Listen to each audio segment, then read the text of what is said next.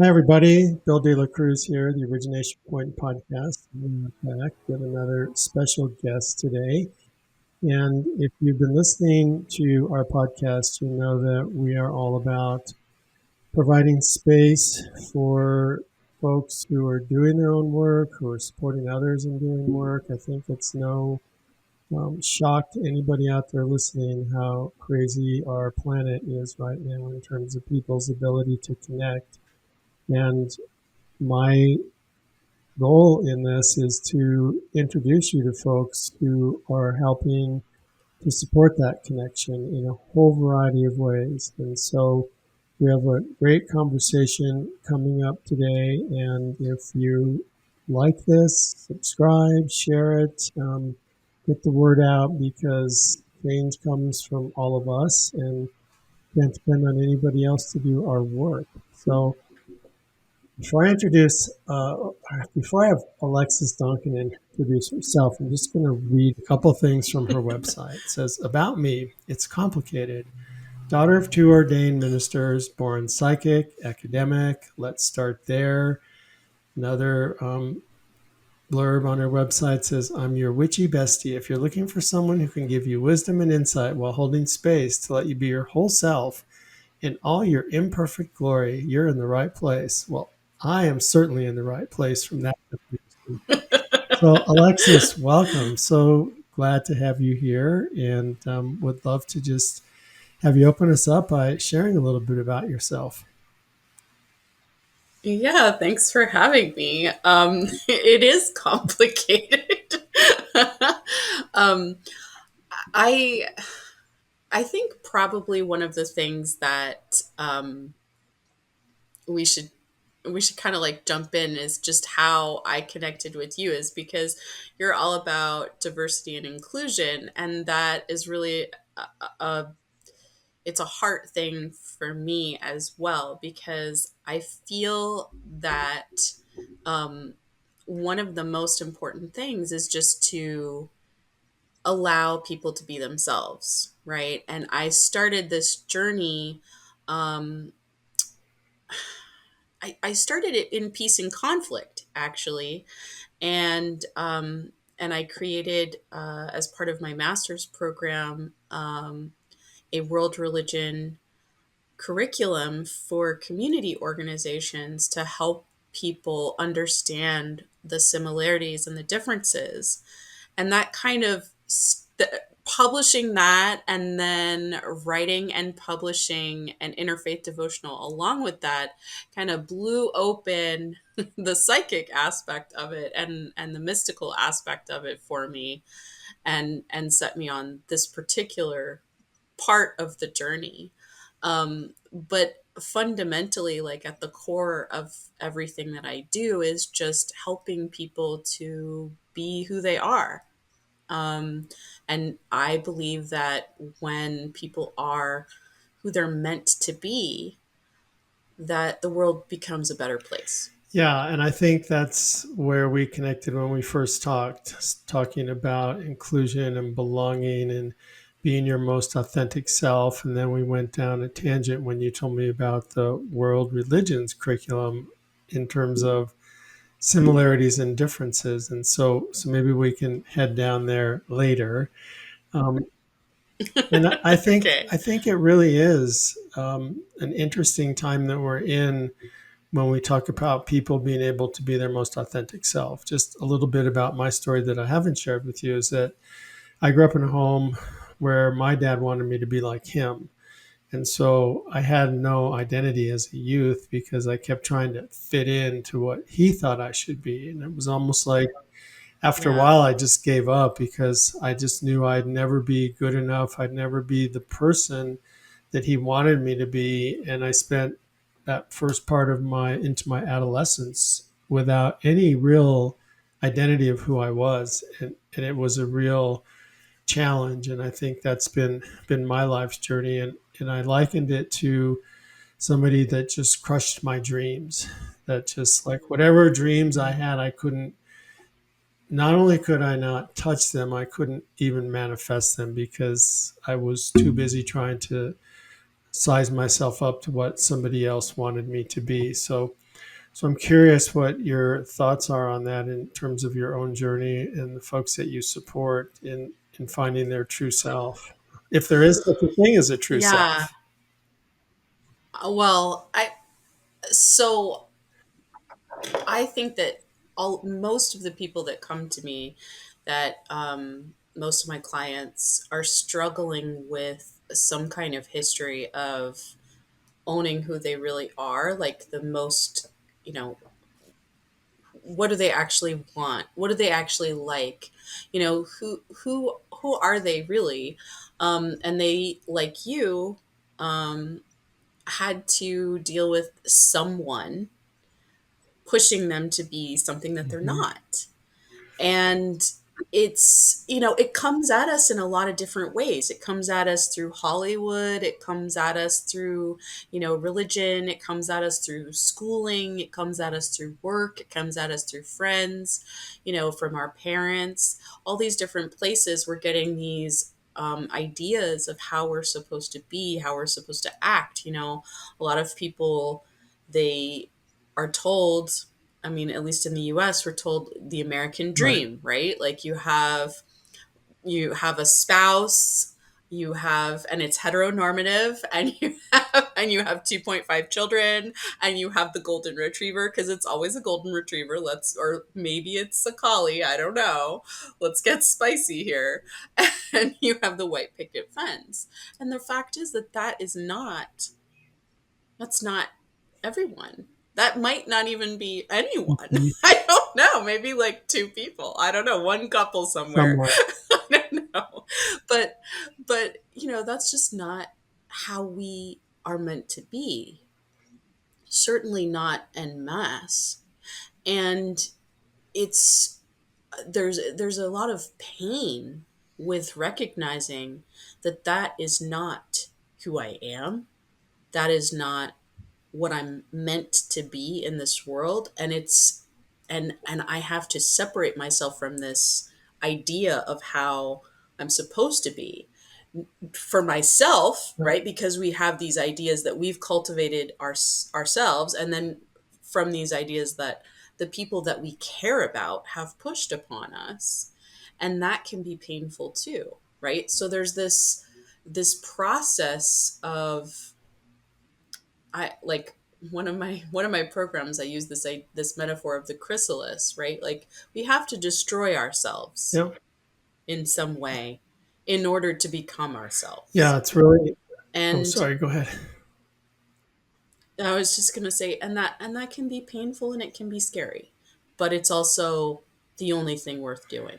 Yeah, and all of these images that we get in society or that we're told we had to be, or that whole American dream thing, are just that. And I did an interesting class at the CU Boulder here. It was an intergenerational class where they coupled folks like me in the community with college students, and the topic was the American dream. And it was interesting to hear people in their 80s talk about how it was compared to college students today who are Mm, like, what does that even mean anymore?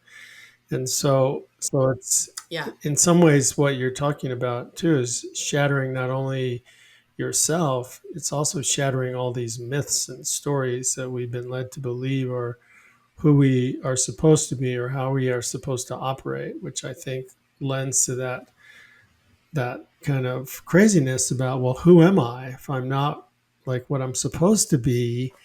Then then how do I find myself? And I think for me, I had to completely, just as you said, just shatter and destroy that being that I was as a teenager to be able to step into this being that I'm experiencing right now. And it is like, I think that's why we have so much of a backlash around some of these things, is because you see this kind of, there's generational rifts, and then Mhm. there's also, there's some other types of cultural social rifts that we have happening, where people are willing to do some of that destruction, that destruction of these old ways of being, these stories that no longer serve, that no longer fit. And then there's people who are too afraid, Yeah. they're scared of what that means, and they're holding on to these myths because they're giving them meaning. Right. They like the idea, and it is attractive. The idea of the American dream is attractive. It's pretty, it's shiny, but it's not real. Well, and It's not is it even accurate obtainable? for most Right. people. Not even obtainable in this day and age in so many ways. Yeah. Like, and it's interesting to see people in that state of, if I don't go down these predetermined paths, then am I really real, or is that really my identity? And I think you're right. That fear of breaking that mold is almost detachment from what we've been brought up to believe is true. And yeah, and it's like that's one of the big things. Like, I have these people come to me, and they're like, most of my clients are people who are looking for to develop their psychic abilities. Um, but they're coming to me with these stories of all kinds of crazy rejection stories. People experiencing exorcisms, all like really horrible traumatic experiences. And then I have people who are like just afraid because they're afraid to embrace themselves. And it's not, and it's interesting because the people who become clients, it's not just the psychic stuff. It's also other identities. It's also other stigmatized things. It's also other things that we have to unpack. And so I end up navigating what I like to call ghosts and Hmm. Yeah. skeletons. Makes sense. So before we jump into that, So, share a little bit what you mean about the psychic abilities or the psychic awareness. I when I sure, come to you sure. and want to explore that, what would we do? Yeah, absolutely. So I was, as you mentioned earlier, I was born psychic. Um, However, like most people, I repressed those abilities, and I'll explain a little bit what that means. Most people come to me when they're in their reawakening, where they repressed things before, they're experiencing something that they can't explain, and so I'm the person that they would come to help them navigate that journey. Now, when I talk about psychic abilities, I'm talking about any kind of psychic senses. So, psychic senses are typically, I'll just run through Great. them so that if they come up, we'll all be on the same page. Clairvoyance, which is clear seeing, claircognizance, which is clear knowing, clairaudience, which is clear hearing, clairsentience, which we'll say it's somatic sensing with psychic information. Clairalience, which is clear smelling, which is most people don't Hmm. have that one, but I'll just throw it in, and clairgustance, which is clear tasting. So it's these are the senses that you'd use, that you'd get information from, that's energetic or that's psychic or spiritual in nature. So most people, when they're starting this kind of journey, they're experiencing things usually with clairsentience. So sometimes people talk about this as empathic.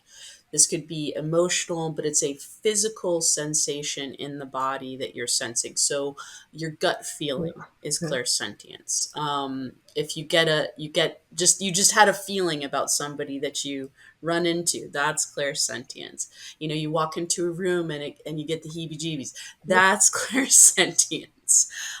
So that's one of the ones that people are really comfortable talking about, right? We talk about gut Right. feelings all the time, right? This is something that we we're very comfortable talking about. So it's more socially acceptable, and fortunately, spirit responds to what our comfort levels Hmm. are.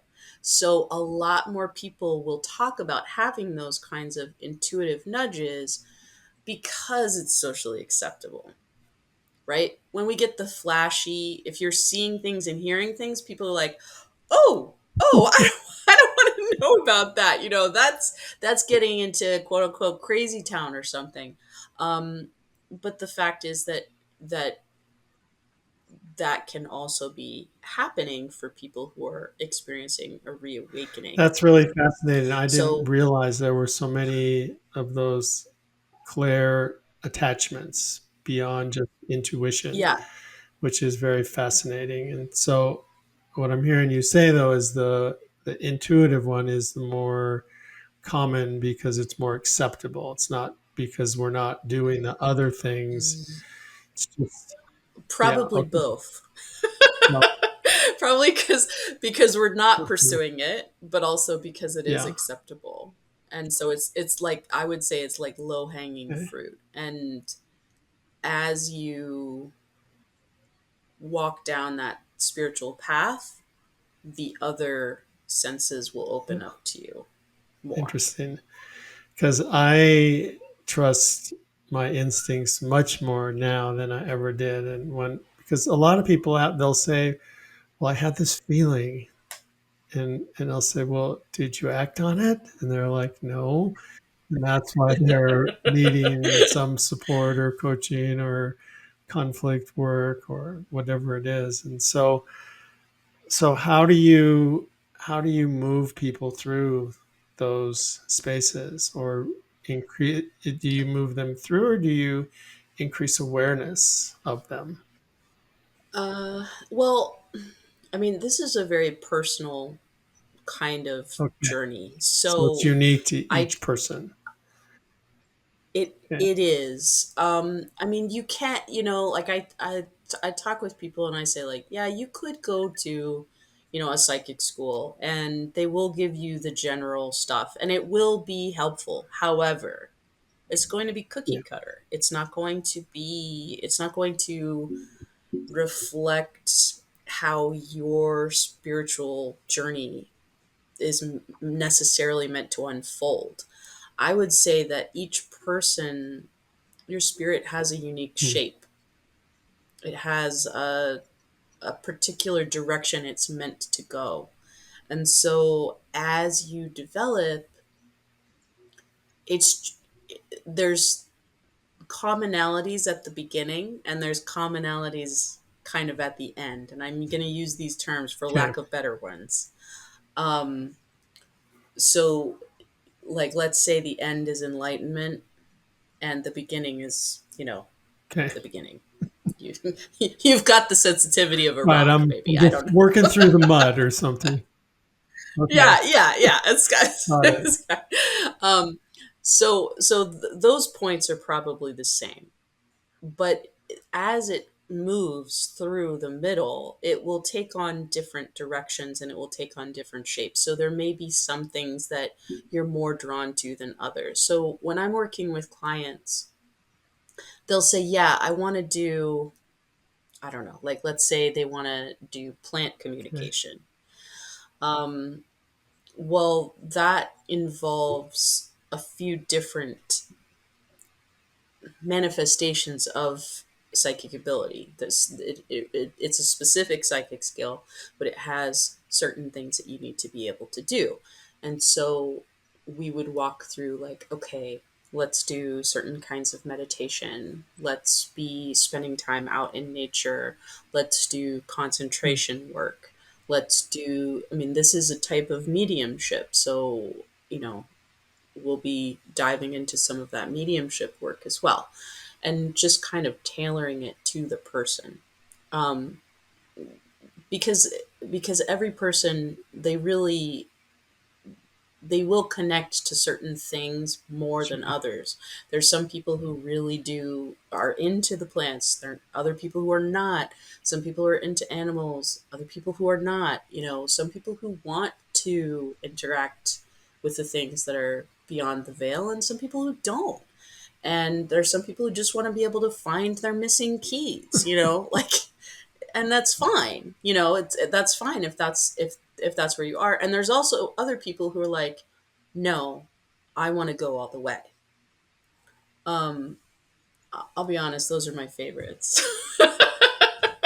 but but I'm happy any Yeah. point, because sometimes you'll find out that as you're trying to find your missing keys, you end up being more interested in the end Yeah. anyway. Seems like as you become more enlightened to this idea of being more intuitive and more grounded and more connected, I know for me anyway, it's caused me to just want more and more and more, where I want to go all the Yeah. way and just see to Yeah. see what's there. And you've done quite a few things yourself. You're a writer, you're an artist, you're a musician, and are those things you're exploring all at once, or are there like phases, or do you go from I you writing to know, singing to art? I mean, those are many of those are past Okay, lives. okay, But still in this one, not to be good. confused. Just previous moments in time. Um, I I take joy in all of those things to varying degrees. I mean, but am I writing music right now? Sure. No.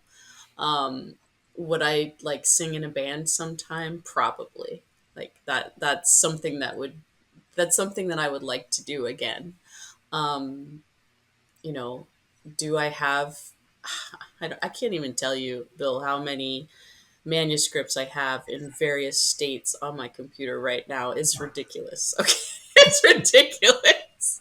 I have so many different stories that I would love to write or have started writing. So, that's another one. I'd like to Well, do that too. I think it just plays to this whole idea of how, as human beings, we are so multifaceted, and there's so much Yeah. to us that I work with folks who have seen just one little side of themselves, and they think that that's all there is. Mm, And like you, I'm working to coach them to think about, well, what other things are there about you, like your interests, your loves, your past, whatever it is. And when they start to go yeah. down that path, it's amazing to see what happens. And then once they identify it, then it's like this fear of, well, but should I actually do that now? Because, does it pay the bills? And we get grounded in those reality pieces as well. So I Yeah. think that it's easy to say, let's be our authentic, most wonderful self. And I also know there's a process to it that we all have to go through in different Yeah. ways. Well, and like I had two clients this week that are in the process of career transitions. One of them's kind of like in a deconstructing, reconstructing process, and another one is just an opportunity that was perfect for her, just landed in her lap. It's like amazing. She's super passionate about it. And both of them are kind of in this place of like, okay, I've been looking for something, I was trying to figure something out. And that's been part of the conversations is okay, like, yeah, you do have to suck it up, Yeah, buttercup. Like you do have to yeah, live, like you do have obligations, you have to feed yourself, you need like yeah, shelter and that. And at the same time, you can still be doing things that reflect your values. The question is like, how do you fold them in? Do you need to be doing something different? Um, or can you do what you're doing now, be in the position you are now, and just fold those values hmm in? Can you fold the desires and the goals in? And that's the yeah, question. And I think that the difference is, for many people don't even get to that point where they're asking that question. They're not, or they don't even know that that's the question that they should be asking themselves. Like they feel burnt out, or they feel frustrated, or they feel like they're not being true to themselves. But it's like, well, do you even know what that looks like? Have you thought about what your values are? Have you thought about how this can reflect that? How you can be living your calling now? Like, we don't have to be these like glittery, starry, glitzy kinds of, we don't all have to be living those Right. kinds of lives in order to be fulfilling our calling and be fulfilling the yearning that the universe has for each one of us. I mean, I don't think that that's necessary. Um, and we can be living our values and living our morals and following our joys where we are. And I think that's the trick. Like, you have to figure out what those things are. You have to spend time, and then you have to just decide, how you're gonna fold those things Yeah, in. and then just go for it, because Yeah, it's like what I find too is that sometimes if I wait too long, it passes, and then I'm like, oh my gosh, I kind of miss that, and I have to wait for it to come around again. So now I'm quicker to recognize and just say, I'm just going to go for it because everything has been taken care of, and so I'm going to trust that the universe will continue to do that. yeah, absolutely. I can't. That is a fantastic thing that you are doing, and it's one of the things that I recommend to my clients is like, when the intuitive nudge hits, just Yeah. do it. Just trust it. Like, be committed, because it's going to be good. Yeah. So we talked a lot. I know you've done a lot around religion. I just want to dabble into that a little bit about, let's just say, Sure. faith, because when I look at faith, I look at everything from an atheist to somebody who goes to church every day, and that's a level of faith. So Okay. so what role in your experience do you see faith, spirituality, religion playing into this whole dynamic of where we are as a planet, and the change process? I know that's a huge Oh, question. So that's such a no, small question, Bill. I think I can cover oh, that in okay, 30 great. I seconds. knew you were the right person. Um, um, I'm not. just start a Okay, little so bit let's about, like, start with what the role do you fact think that religion let's plays? start with the fact religion and spirituality. Okay, religion is it Okay. influences everything, right? And even if you don't want it to influence something, even if you're like, I'm a diehard atheist, I was never raised in any kind of religious, you are being impacted by religion. Like, it's out there, it's on the money, it's in the way that I mean, some of these philosophies that are so pervasive, they were impacted by religion. Even democracy was impacted by religion. It was impacted um, by Baptists, early Baptists, which is crazy. But like, that's a thing. Sheridan, the four fragile freedoms. I mean, that's a whole conversation. But you're if you look, I mean, those are the subtle ways that religion impacts things. Then there's the more obvious ones, right? That we can point to, where like people are like claiming some kind of connection to a religion or not, right? They're fighting against like religious ideas, Mhm. and that is, it's messy, Yeah. to put it mildly.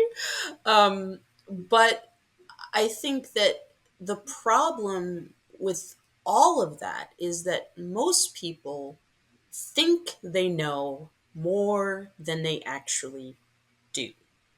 And that goes for people who are from even that religion, right? Like, Mhm. people who claim a certain identity actually don't know as much as they think they do. And that is a big, big problem. And then when you extrapolate that out to the other religious identities that are out there in the world, people know even less about those other ones, Yeah. right? And so then there's ripe for misunderstandings, ripe for, in group, out group stuff. And it causes all of these conflicts. And then political actors and other social actors can call on these identities and start causing these conflicts and say and stoke up these fires of misunderstanding and then spread misinformation and disinformation, and it causes all these kinds of problems, and we see it across the world. We see it in Modi's India, we see it in Israel Palestine, we see it in throughout Africa, we see it in the Right. Right. US, we see it all Yep. over the place. We see it in China with Tibet. We see all kinds of these issues, right? And really, I'm going to say it's stupid. Well, let's just be real.